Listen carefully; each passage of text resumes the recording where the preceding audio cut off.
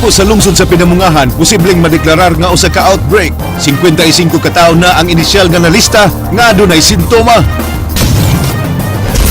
Upat ka suspect sa pagpamusil sa mga foreigner sa McDonald's na bunok, gipasakahan og sumbong murder o frustrated murder.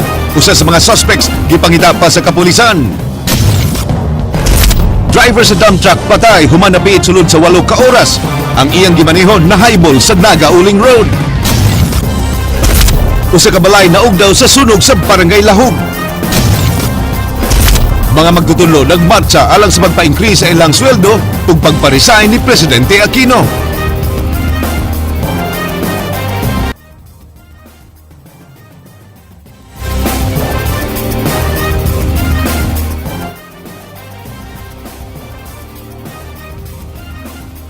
Cebu karong adlang Martes, petsa 24 sa buwan sa Pebrero tuig 2015. Ako si Georgia Herrera. 55 na ang dunay sintomas sa sakit nga tipo sa nahitabong typhoid outbreak sa lungsod sa Pinamungahan. Duha na ang namatay samtang uban na nga nagkasakit nagdumili sa pag-report sa ilang gipamati ngadto sa Barangay Health Center. Andrea Patenya, sugin nimi. Gibalik sa mga opisyales sa Department of Health ug sa Provincial Health Office ang Barangay Kamugaw lungsod sa Pinamungahan kaganihang buntag tungod sa nagsakang mga kaso sa tipo sa lugar. Duha na ka mga residente ang namatay sa maong sakit, nga mawang 16 anyos nga si Marivic Makalipay ug 29 anyos nga si Eduardo Caniban. Naadmit sabang 11 anyos nga igsuon ni Marivic tungod sa tipos, samtang nagpositibo sab iyang amahan sa Cagaw, samtang laing tulo ka igsuon ang nagpakita og sintomas niini. Ang water system sa barangay mao'y gidudahang hinungdan sa sakit, sanglit nagpositibo kini sa Cagaw nga E. coli ug coliform sa gihimong testing sa DOH. Aron pagsuta kung doon na pabaylaing mga residente nga nasakit niini, gawas sa pamilyang Makalipay ug Caniban, gitapok sa mga barangay health workers ang mga mulupyo nga gibalik-balikan na og kilanat ug nasurpresa ang barangay kapitan nga daghan di ay kaayo sa ilang mga residente ang nangasakit. Ang pagbalik-balik sa hilanat, usa sa mga sintomas sa tipos, gawas sa paglabad sa pagkaluya o pagkalibanga. Sa partial list sa mga health workers, 55 na ang mga nagpahibaw nga nagbalik-balik ang ilang hilanat. Sama ni ining 2 anyos nga batang si Junior Alan. Hindi mo siya kato. Kaya nagkuha presyo sa lawas. Presyo sa lawas. Taas yung hilanat. Kung may nakakuhaan kaya wala man siya pagtamitin siya. Para diri sa ayang wala. Pero init siya yun. Nagbalik-balik. Ang gidaghanon, wa pay labot sa mga mulupyo nga gipanghilantan apan nagdumili sa pag-report sa barangay sa ilang mga gipangmo. Mato ni Kapitan Mario Munyasque, problema gyud nila sukad-masukad ang pagdala-dala ra sa mga mulupyo sa ilang mga gipamati sa lawas ug di magpa-check up kay mag-agad ra sa gitawag nilag binisaya nga pagpanambal. Ato ang lihon nga mo pa-check up gidayon. Dili kay mo abot og tag sa kabuan. Hasta ko makasabang doktor ni daan ako sa district kay sa mga kapitan dam nga ning pasyente nga dubok na.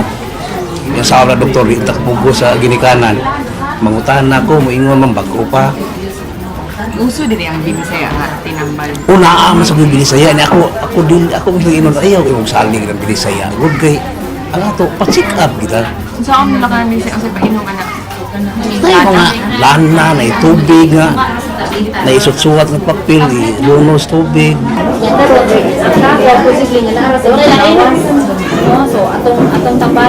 Mao nga adun matan-aw gyud og tarong ang ilang kondisyon, gi-check up sila sa doktor sud sa barangay hall ug gipangatagan og tambal.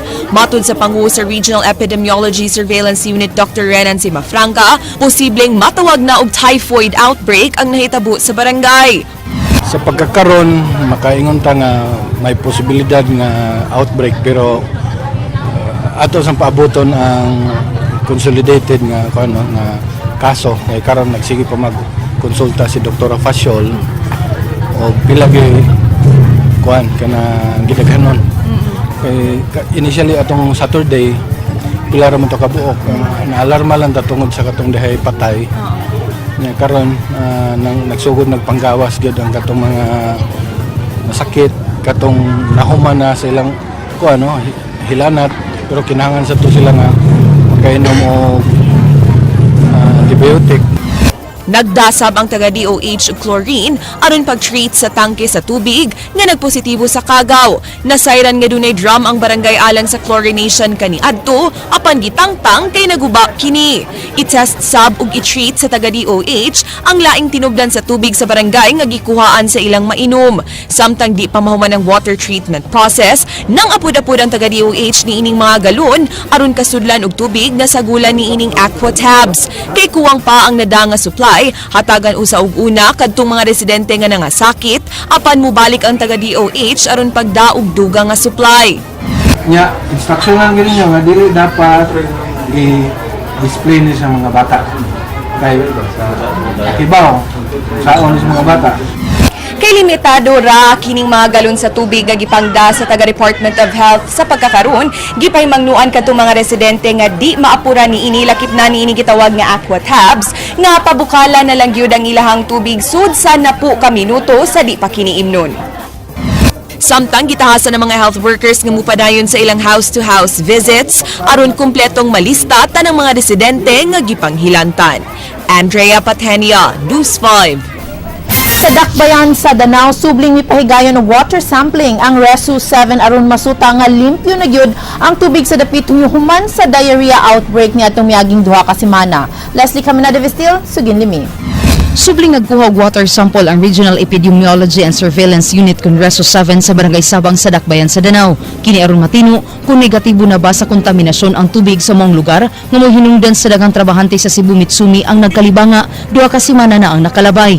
Lakip nga gisusi ang residual sa chlorine diin natuman ang rekomendasyon sa Reso. Duna pay laing pagsusi ang buhaton sa Reso alang sa water bacteria. Pagsuta kung negatibo na bagyud sa kagaw ang tubig sa Barangay Sabang. Mag negatibo man gani ang resulta, meaning okay na ito ang tubig diri sa Sabang area.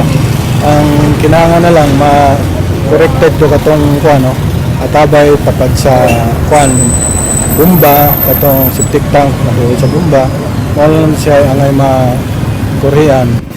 Masaligo ng mga residente nga negatibo sa kagaw ang ilang tubig kay dinis sila magkuhaan aron imnon. Okay naman mo, kay minom yan ang tubig. Wala, okay naman diri. Wala may na, kalibang nga lang. Gihulagway sa Reso nga kung magnegatibo og di makorean ang tubig sa lugar, dili mawagtang ang kagaw niini. Leslie Camina de Vistil, News 5. Patay ang driver human mapiit sa iyang gimanehong dump truck sa Barangay Uling sa Dakbayan sa Naga. Mga 8 ka oras una pa naugkat ang patayng lawas sa biktima. Ryan Sorote, Sugin Limi. Kinawad ang kontrol ang iyang gimanihong jump truck. Kini mo hitabo ni Alan Listimado pasado las 11 kagabi. Napiit kini human nibangga sa punuan sa mahogany ug sa curve sign. Luwas ang iyang mga truck boy nga silang Albert Cuer o Renilo Sekretarya human mangambak. Gikan sa Barangay 1 Climaco kun madugo sa Dakbayan sa Toledo ang maong truck o mag-deliver unta sa balas paingon sa Barangay Lutak sa Dakbayan sa Naga. Diya nga disgrasya dinhi sa sitio Gaway-Gaway, Barangay Uling. Diri may kabisan, diri nagisa na paubos na. Ni kuan siya kanang ni giagyo ka lang segunda gi primera niya karon wala na masuod sa primera. Nya ni builo sa mayo. Dagan niya mo to nga Bisan sa kahinay sa dagan sa truck, ang kabukat sa karga o sa kalikuon sa daan, mohinungdan nga nitakilid kini. Nakapangayo pa og tabang si Alan, apan way nabuhat ang mga residente, kay grabe ang iyang pagkapiit, hinungdan nga namatay kini. Way igong ekipo ang Dakbayan sa Naga sa pagsalbar sa biktima, mao nga nangayo sila tabang sa Dakbayan sa Sugbo. May pada sa Quick Response Team ang Bureau of Fire Protection ang Dakbayan sa Sugbo, apan bisan sila nagkuwang sa kahimanan.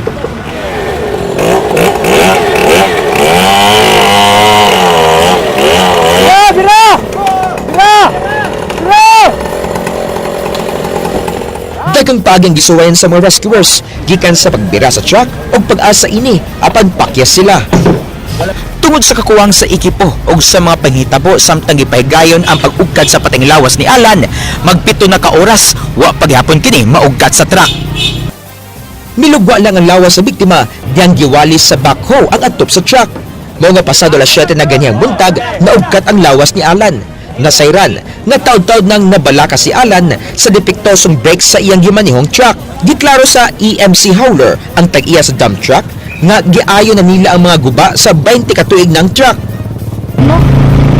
Baudyo na yung problema, ang brake. Kini nga. Kami nga, kami truck pa, yan ba? Alam mo na yun. Pero wag yun siya kasugilon, ano nga, problema. Wala man. Wala na siya. Mga rag-deployed, ano. Hindi man siya. Masira nga. Pero kondisyon, ano nga, truck Amay naman na siya. May pasalig ang tag-iya sa jump truck nga bagahon ang pagpalubong sa namatay. Giulagway nga kuyaw sa mga motorista ang lugar ni Tabuan. Gani, niadtong Enero 2013, 9 ka pasahero ang namatay, human wag tangi og kontrol ang gisakyan nilang bus. Ryan Sorote, News 5. Doon na bagong towing truck ang dakbayan sa Sugbo mao nga pahimangno sa sitom sa mga motorista nga di na magpatakag parking sa ilang mga sakyanan. Ray Pasaporte, sugin nimi. Giblisingan ni Father Jonas Miharis ang bagong towing truck sa City Traffic Operation Management Consitom. Kini atol sa kalihukan sa ika-78 nga Charter Day celebration sa dakbayan sa Sugbo. Kini na ang ikaduhang towing truck sa syudad mao nga pahimangno ni Sitom Head for Operations Joy Tumulak ngadto sa mga motorista nga di magpataka og parking. Naguba ang ilang unang towing truck sa miaging tuig hinungdan nga nahunong sab ang ilang towing operations. Amo lang pahimangnoan ng gatong way mga parking area ug mahimo pangitain na lang gyud og lugar outside sa daan, no? Bawal ang parking sa daan 24 hours. So, mo conduct mi sa among operation 24 hours. Makamulta ang mga tag-iya sa sakyanan nga ilang mato og 2,005 pesos. Samtang 1,005 ang multa sa mga tag-iya og motorsiklo.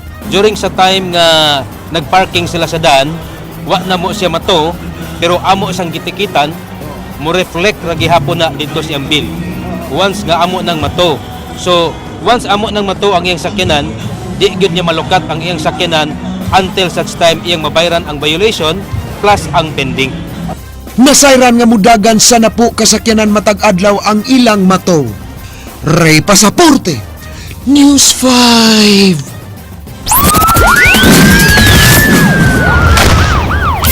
Karong hapon ipasaka ang sumbong murder o frustrated murder batok sa upat ka mga suspect sa pagpamusil sa McDonald's Tabunok. Usa sa mga suspects nga pasakaan og sumbong gipangita pa sa kapulisan. King Perez, sugin nimi.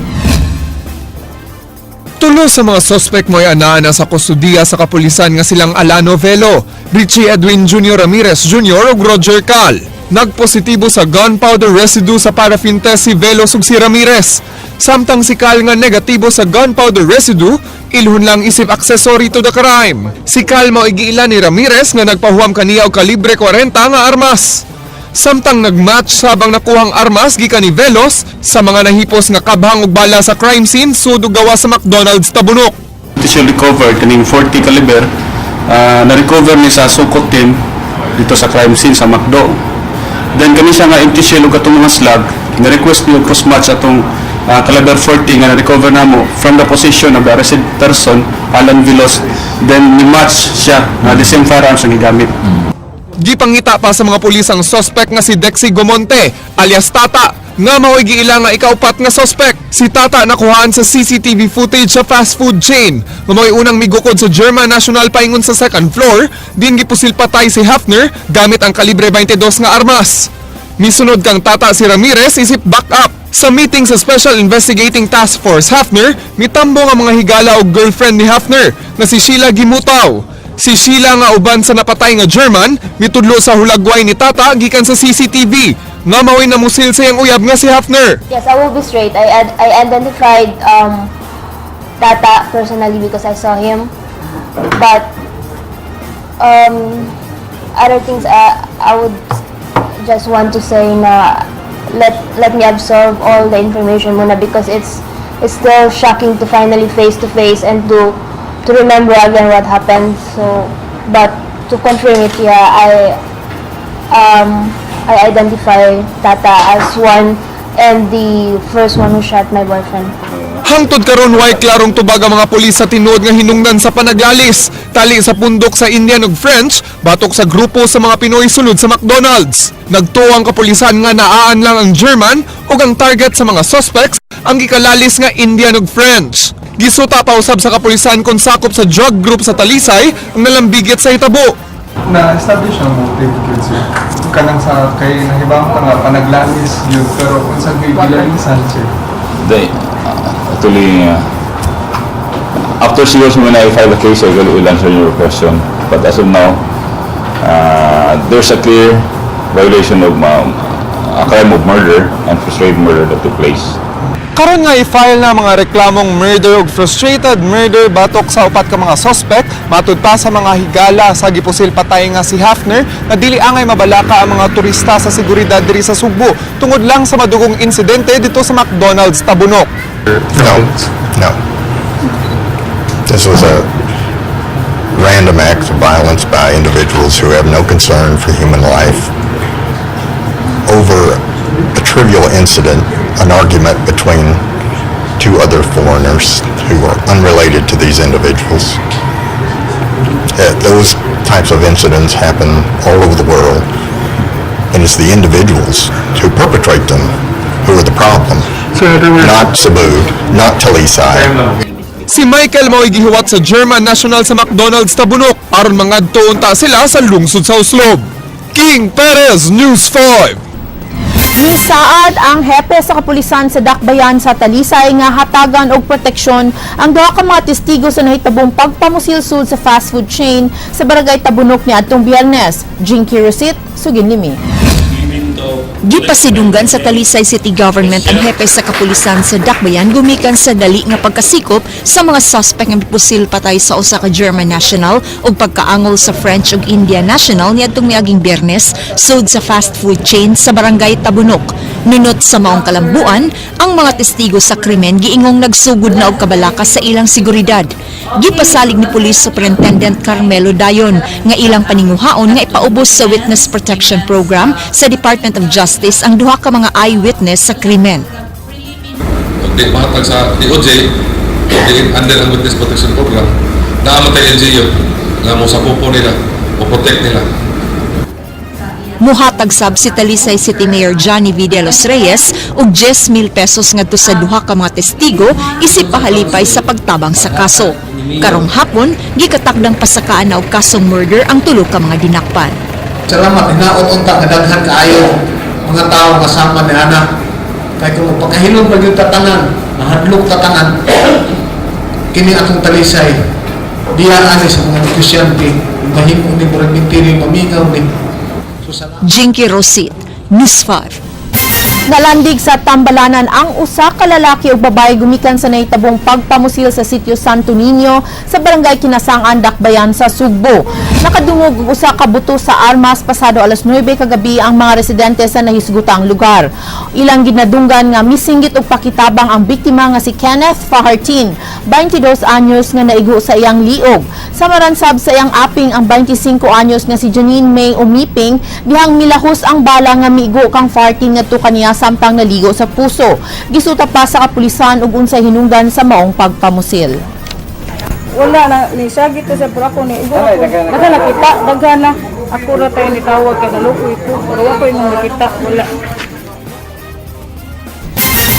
Patay ang negosyanteng Shellcraft kinsa midagan pagkakapitan ni atong 2013 barangay elections. Human po sila atubangan sa Hall of Justice sa Dakbayan sa Lapu-Lapu. Ray Pasaporte, sugin nimi. Gitabunan ang patayng lawas ni Jaime Danyo, 47 anyos, taga barangay Punta Inganyo sa Dakbayan sa Lapu-Lapu. Gipusil og namatay si Danyo sa wa mailhing taw. Alas 11 ganiyang buntag sa atbang sa Hall of Justice nga naimutang sa barangay Pusok. Nagpasad sa crime scene ang kabhang sa kalibre 45 ug ang mga personal nga kabtangan sa biktima. Pagbasa ko newspaper, sir. Yeah. Naibong na mi nga nagbuto kaduha. Nya nitindog mi nakita na mo naghagba. Ya, wa kita atong namusil nga mo. Ko kakita sa naong ang likod na lang kay nidagan man. Duha sila tinuod. Isa man to kung nakitaan sir, uy nag-ito man to t-shirt. Ang armas kita pa kaya. Mga gibit-bit niya, sir. Matud sa asawa sa biktima nga si Vivian, ngadungan silang nanglakaw sa iyang bana. Ganihang buntag apan nagbuwag sila kay nikuyog ang iyang kapikas sa ilang silingan nga nitambong og hiring sa kasong illegal fishing. Naglibog karon si Vivian nganong gipusil ang iyang bana kay wa siya'y nasayran nga kontra niini. Nidagan pagkakapitan sa ilang barangay ni adtong tuig 2013 ang iyang bana-apa na pildi. Ang magtiayong danyo, dunay negosyo nga silkcraft. Kay silingan na namo every time good nga ngay may tabang siya mo yan haon tabang sa mo to yung iya sang giubanan dynamite man to ang kaso ato. Sa inisyal nga investigasyon sa Homicide Police sa Lapu-Lapu City Police Office nagbutyag nga usa ka batang lalaki ang nakakita sa wa pa po sila ang biktima. Based sa witness nga gikan lagi kuno ni siya ni kaon gawas na ni siya dinhi padung gikas kananan nanay motor dinhi nga nagpaabot nga ang back rider mutoy ni tira ni pusil. Dugang butyag sa batang saksi nga human ni kaon ang biktima ug ang kauban na nanghid kining muuna og uli ug nagbarog sa dapit nga iyang gihagbaan. Dunay miabot nga usa ka tawo nga maoy mipusil ni danyo tumong sa iyang ulo. Human sa pagpamusil, yanong nilakaw paingon sa nagpaabot nga puti nga motorsiklo. Matud sa homicide investigator nga di pa nila matino kung unsay motibo sa pagpamusil. Ilang subayon ang anggulo sa kalambigitan sa negosyo, personal ug ang pagdagan sa biktima ug kapitan sa nakalabayng piniliay sa barangay. Ray Pasaporte, News 5. Usa ka panimay sa barangay Lahog, Cebu City na og daw kagabi gumikan sa gibiyaan nga kandila. Ryan Sorote, Suginlimi. Nasunog pasad alas 11 kagabi ang panimay ni Romeo Ministerio ding sa sitio Lower Casra, barangay Lahog tungod sa gingong nabiang kandila sa mga dalagita nga may gibilina ni ini. Wa na makatapon sa laing balay ang kayo kay dali lang naugdaw ang panimay nga ginama sa light materials. Ang mga responding pulis mo unang misuway sa pagpaong sa kayo gamit ang binalding tubig tungod sa report nga dunay na trap. Tuwa sa Mindanao ang tag-iya sa mga panimay ug ang wa pa mailing duha ka dalagita ang iyang gibilinan. Wa mo kita sa dalagita ron? Wala pod. Kay maglagan man guna siya basta magabi eh. Milabay pang usa ka oras una nakaabot ang mga bombero tungod sa kasudulon sa dapit nga gipalibutan og mga pangpang. Gisumpay na lang sa mga bombero ang kapinapo ka fire hose aron mapaw ang kayo ug masusi ang nasunugan. Way nakitang patayng lawas ang mga bombero sa naugdaw nga balay. Nakumpirmar sa masilingan nga luwas ang duha ka masinaligan kay nakadagan sila pipila ka minutos o nami ulbo ang kayo. Dunay danyos nga 20,000 pesos ang sunog nga miabot sa first alarm. Nasayran nga kandila o gasira ang gigamit sa gibilinan sa mga panimay kay wa sila kuryente. Tagauli magdaw mo sila kandila. Tikutan, usay mo lakaw, magsiga. Ano tindid lighted candle siya kay mga bata mo siya nga diya nanagan ba. May atong kan nga kay mo siya kuryente. Ryan Sorote, News 5. Mga sakop sa Alliance of Concerned Teachers na nawagan sa pag-approve sa balaod nun nga magmando sa pag-increase sa sweldo sa mga magtutudlo.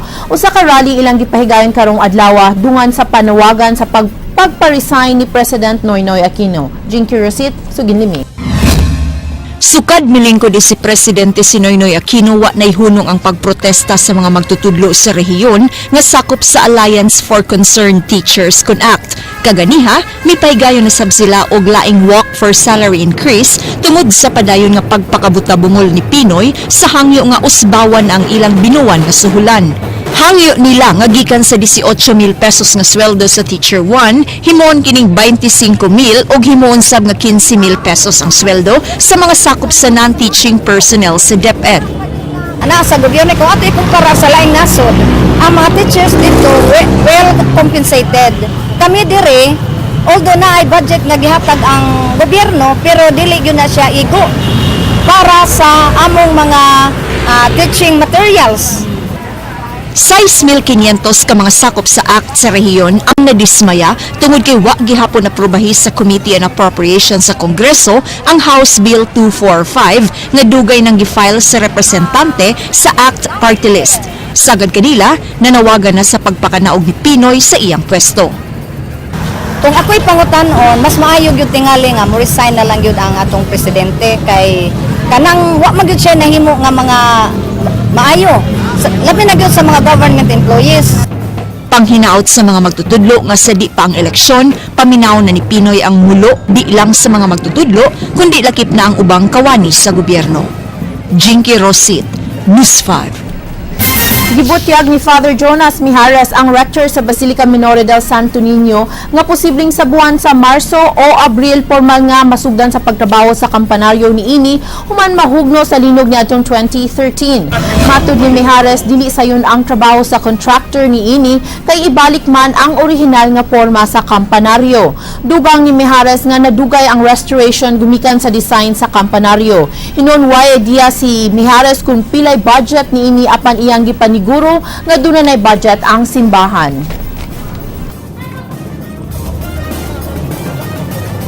Ang design na o kung kipabid maguna sa NSCP. Now, not all contractors are qualified to do that because this is a special case. Ang restoration is a cultural heritage.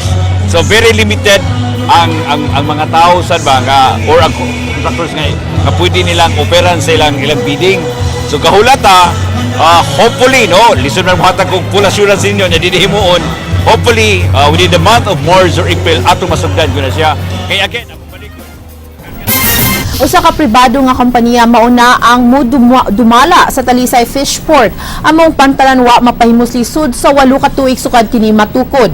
Ang dakbayan sa Talisay mukita og 800,000 pesos matag buwan gikan sa pribadong kompanya nga mo-operate niini. Jinky Receipt, sugin nimi. Pinaagi sa paglagdog usa ka Memorandum of Agreement, nagkasabot ng Talisay City Government ug ang Asian Marine Transport Corporation alang sa pagpalambo sa Talisay Fishport. Nalatid sa MOA ang paghatag sa maong shipping company og binuwan nga abang sa Fishport nga moabot sa 800,000 pesos ngadto sa LGU. Gihangop ni Mayor Johnny V. De Los Reyes ang maong kalambuan kini human masuta nga wa mapusli ang Fishport sud na sa miaging 8 ka tuig. Paglawgaw sa transaksyon, dili kay dugay naman na nag-istorya ni Ana. Gusto lang natin na before ka makabot dito, mahanay na tanan total. Kung sa may dali ang pila ka oras dili kunya 25 anyos kunya nga katuang di ta katulog no. Nasayran nga ang pagsud sa Asian Marine Transport Corporation maghatag sabog panginabuhi sa mga talisaynon. Napulo ka mga posisyon giandam alang sa kwalipikadong aplikante. For one of the aims is to help Talisaynon. Pwede na silang maka-occupy o maka-develop sa Fishport. Sa Fishport, mauna kay Jinky Rosit, News 5. Aron pagtabang og menos sa polusyon tungod sa nagkadaghang sakyanan, gipahigayon niadtong Sabado ang soft launching sa electronic jeepneys ug electronic tricycles dinhi sa Sugbo. Sugin nimi Andrea Patenya. Ang electronic vehicles giduma sa usa ka kompanya nga mao'y nagbugda sa computer software niini. Di kwartang ibayad sa mga pasahero niini, kundi mo swipe lang sa reloadable card ug minosan dayon sa kasamtangang jeepney rate sa LTFRB. Plano sab sa nagbugda niini nga imuong ride all you can diin 50 pesos sud sa tulo ka adlaw ang plitihan alang sa e-trike. Igsud sa e-trike o e-jeep, kuhaan og hulagway ang pasahero inighuman og tap sa card alang sa security purposes. There are cameras. Kada gamit mo sa imong card, picturean ka para pag-monitor kung kinsay ni gamit sa imong card. Eh sometimes na may mga naughty people sa dosay ba mga passengers gahapon 100 pa ni akong load ganung G's naman lang karon. So we need to audit the pictures to say oy kani di ay aling adlaw ni gamit imong mangmod di ba tanawa ang picture.